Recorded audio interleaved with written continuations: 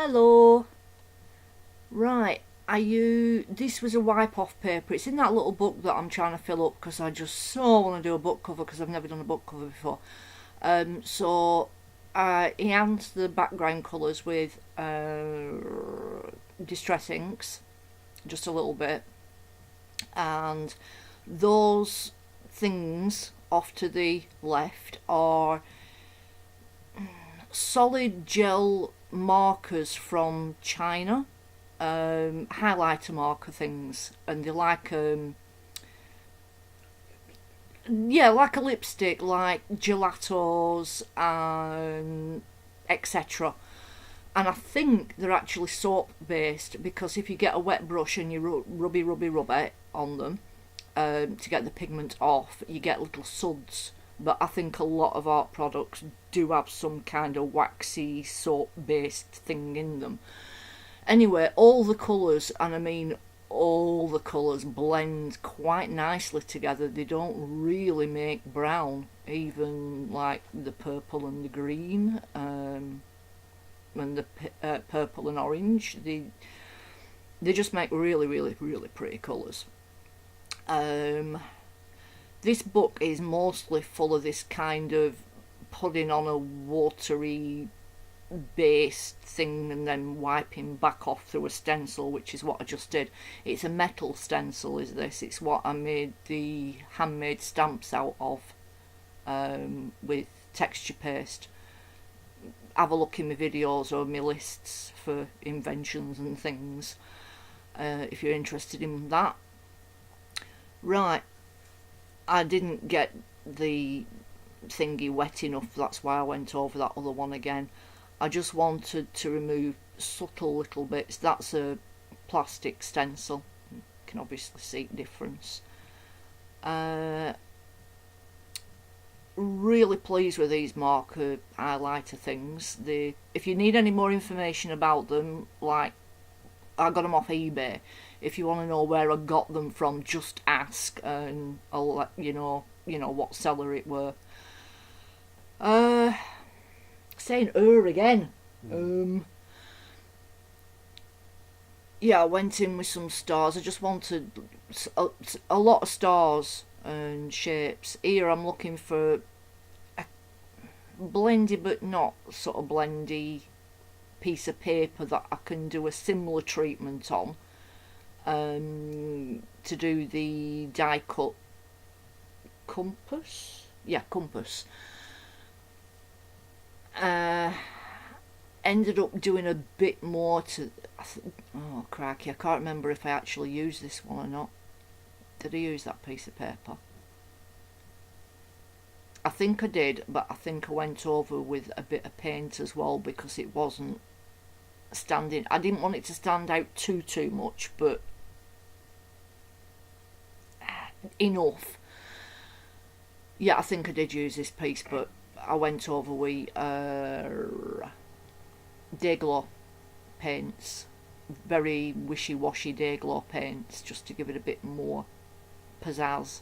Or highlighters, yeah, watered down highlighters. Where I've rubbed the colour off, I basically, because the paper was a little bit damaged because I really scrubbed at it, I flooded those blank spaces with some of the highlighter that I'd scribbled onto a palette and added water to, and then I sprayed it all with fixative, probably went over it with matte medium, and then die cut it, I think. Sorry, I did this a couple of weeks ago.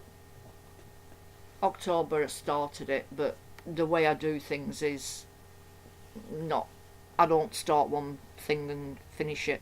It's rare I do it all in one sitting. I've got loads of stuff on go at the moment, and I mean loads of stuff. I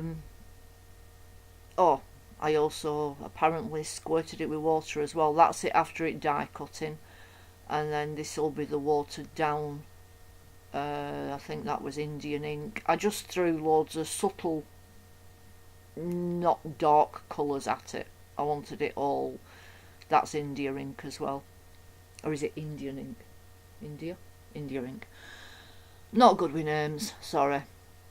Anyway, this page is obviously dedicated to my viewers, my subscribers, whoever watches my videos and comments and gives me a thumbs up on them and stuff. Just how great you people are. You just here's the Dayglow paints. Yeah, you're just brilliant, aren't they? Yeah, they are. They're brilliant. I went round them all after doing all this, I went round them all and crikey with them little initials, hard work, pit pen, going from the back with pit pen so it doesn't leave such a harsh black outline, and then stuck them down with matte medium. Oh, that's my next little book to be done, that off to the right there. Oh, did I use a bit of them as well? Happy New Paints. I got I treated myself to a couple of pots of because somebody in the comments had suggested the quinacridone or whatever it's called, magenta, and yes, whoever it was, it is a absolutely gorgeous colour, and love playing with it. That was on the Dirty Old Time video. I don't remember these things, but don't remember other stuff. Right, I went round it with a little bit of blue dewdrop just to make it dark around the outside, make it a bit more poppy, if you will. You need the darks to bring out the subtle colours. Oh, here's where I'm going round with them all. That was a nightmare. Very tedious. I got Mick to print out the quote, and I used Parker flares, and did a little bit. I used green, light blue and dark blue, and I just did a little bit here, there and everywhere around the outsides, and then flooded them with water and let them dry, because you get totally different if you force things to dry to letting them dry. You get totally different effects. Did I have a pair of gloves on a second ago? That was that really cold day. It's really cold here. I hate it. Bah, humbug. Gluing them down, and glued the letters down as well. I really don't know what else to say about this page. Oh, I love its subtlety of little colours. Oh yeah, I put the you're the best on the star, so it was like, you know, star, you're the best, which you all are.